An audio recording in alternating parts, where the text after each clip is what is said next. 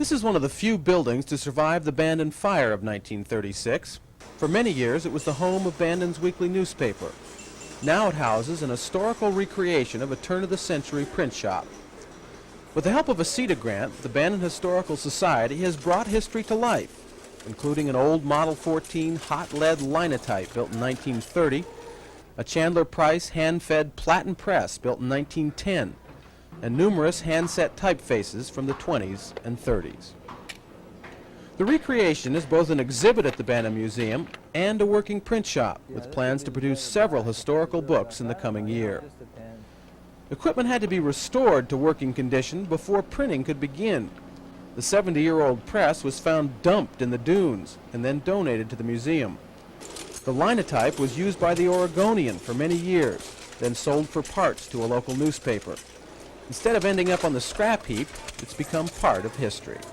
This was the first major change in 400 years. Gutenberg developed this whole printing system pretty much 500 years ago.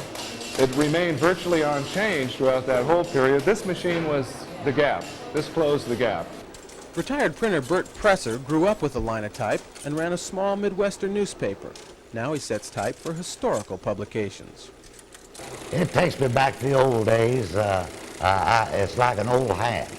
I like to sit down and set some type for once in a while. The entire printing process takes time, nursing the aged linotype along, hand-setting headlines, and hand-feeding the press. Very slow by modern computer-assisted photo offset standards. We do it this way because there is a renaissance of interest in printing in this country, and people care about quality and the time that it takes. As we'll see in our next report, getting that quality isn't always easy. This is Bill Bradbury reporting from the Bandon Museum in Bandon, Oregon.